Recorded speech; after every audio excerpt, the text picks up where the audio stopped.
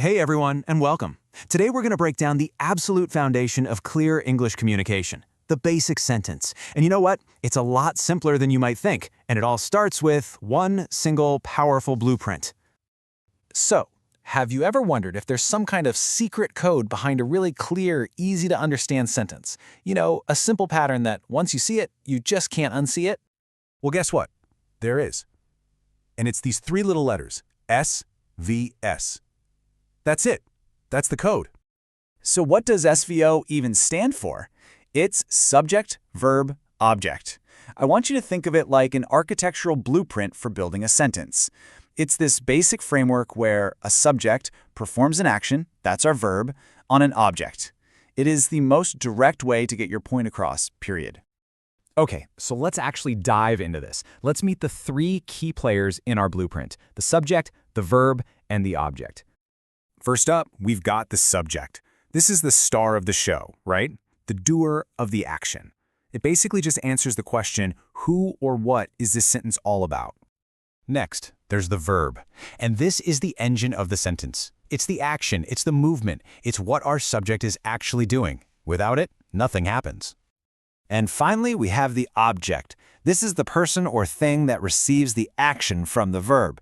It's what completes the thought by answering what or whom. So the subject acts and the object gets acted on. Simple as that.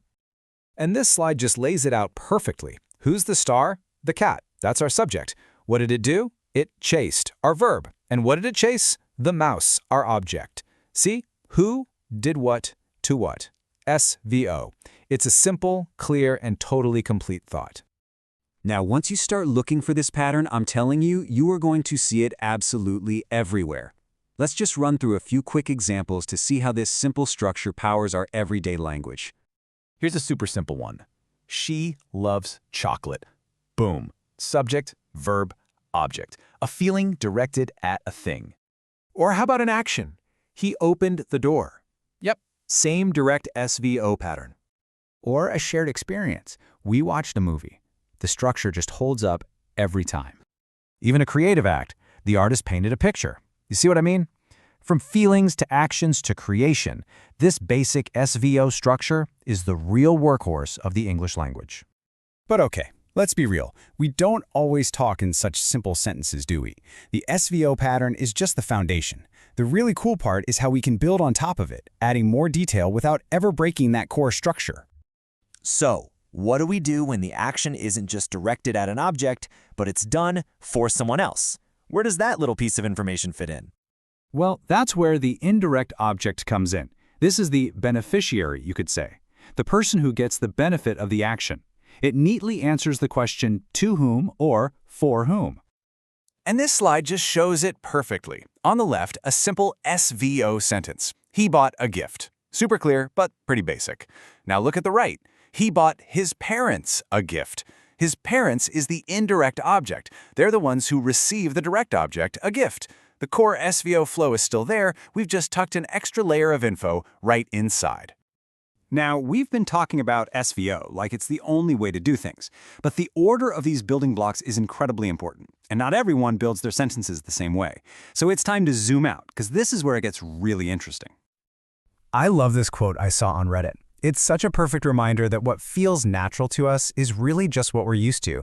Our SVO structure, it is definitely not universal. Just take a look at this. In English, we say he loves her. Subject, verb, object. But in languages like Japanese or Latin, the structure is often subject, object, verb, or SOV. So to an English speaker, he, her love sounds, I don't know, poetic maybe, or just plain wrong. This just goes to show how critical word order is for making sense in English. And okay, brace yourself for this next part, because this might just blow your mind. Our normal SVO structure, it isn't even the most common one in the world. I mean, look at this list. SOV, that structure that sounded kind of backwards to us, is actually #1 globally. SVO is a close second for sure, but wow, this really puts it all in perspective. Our way is just one of many ways to build a language. So, after all that, what's the big takeaway here? What does this all mean for communicating clearly in English? The bottom line is this. Mastering the subject-verb-object pattern is so much more than a boring grammar exercise. It's the foundational key, your reliable blueprint for building clear, direct, and effective sentences. If you want to communicate powerfully in English, this is your home base. And that leaves me with one final question for you to chew on. We saw that different languages choose different word orders. So if that order is a choice, and maybe a reflection of how a culture organizes thought, what does our default subject-verb-object structure, this focus on the actor first, then the action, what does that say about us? Something to think about.